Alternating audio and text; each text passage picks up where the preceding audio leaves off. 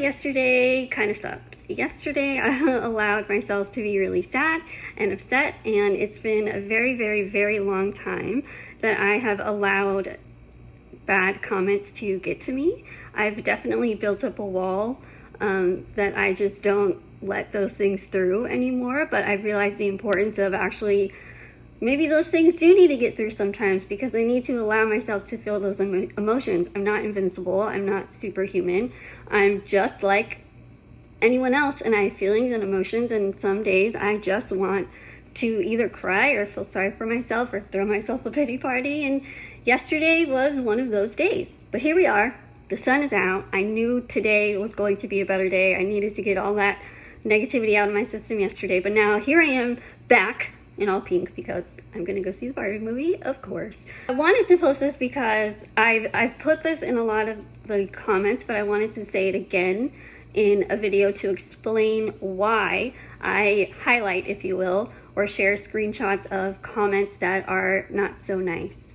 And oftentimes people are telling me, ignore them, you know, it's not worth your time or your attention, and I totally understand, totally agree. But here's why I do it. I am a person whose goal in life is to make a change. And when I make a change, I want to move things forward. So when it comes to bullying, for example, there's a person who's saying some not nice things, and then there's the person who it's being told to. Oftentimes, unfortunately, I'm the one it's being told to. One of the biggest lessons I've learned over the last few years is this. When we look at bullying, there are two parties involved. There's the bully and then there's the victim. I don't even want to say victim because I don't see myself as a victim, but for the sake of this, there's a bully and a victim. Whenever someone tries to intervene in this situation, we automatically want to just sort of help and hug the person who's being made fun of, and then we see the person who's saying the not so nice things, and our instinct is to scold them or to say, why are you doing this, and how could you do this, and go over there, and you know, and that's it. And so how does taking that approach move things forward? In my personal opinion, it doesn't. And I want to move things forward. So it's so important for me to be able to share the good and share the bad. I want to be a resource for other people. I want to remind people that, number one, looks don't matter. Looks don't matter.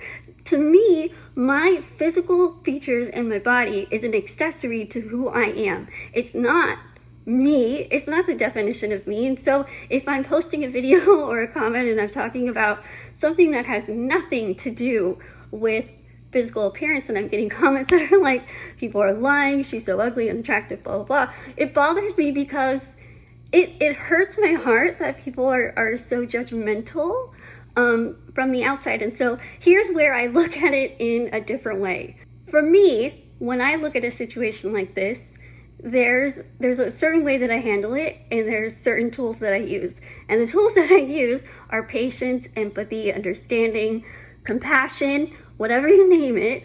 Yes, I understand that it does hurt me sometimes, for example, yesterday. But if I'm able to use these tools to come back out and say, number one, looks don't matter. Once again, your physical appearance is an accessory to who you are. And sometimes we dress it up and we put makeup on and jewelry and, you know, do whatever makes us feel nice. But what truly matters, and what is really the definition of you, is your personality and your values and how you treat other people. And most importantly, how you treat yourself, to be honest. With this next part, please do not think I'm bragging, because I'm not. I promise I am not bragging. This is me literally being the resource that I want to be. So if you don't know who I am, or you don't know my story and you want to learn a little bit more about me personally, or if you want to learn how to find your confidence or do any of these other things, I want to direct you to a few things. Number one, my TED Talk. Number two, if you just Google any of my name, actually no, don't Google my name because there's crazy stuff that comes up. But if you look at my other videos on social media or my posts, you'll get to know me a bit more. Number three, you can read one of my 4 books. That's also, the 4th book is also an audiobook, and I did the recordings. And they're in a lot of different languages. So If you see anyone else who looks different and you think that you're gonna feel sorry for them or you want to say something to hurt them, it's easy for me to say don't do it. But when you're behind a keyboard or you're behind your phone, it's very easy to just type the hateful stuff and scroll away. But there are people on the other end of it. People like me who have to allow themselves sad days because someone else decided to pick up their phone or go on their laptop and say something hateful. So I am here to remind people, number one, I'm human. I try to be as positive as I can, but I have good days and I have bad days. Yesterday was a not so great day. Number two, creating change means moving things forward. And unfortunately, that means talking about the good and the bad and not ignoring the bad.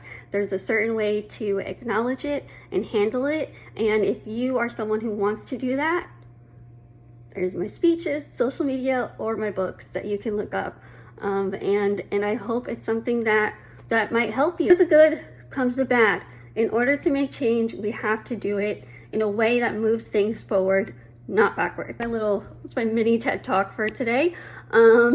Thank you for all of your super, super kind comments on my post yesterday. I was really upset, and you know what? It's a new day, the sun is out. I feel good about myself, and things are gonna be better, and I'm happy with that.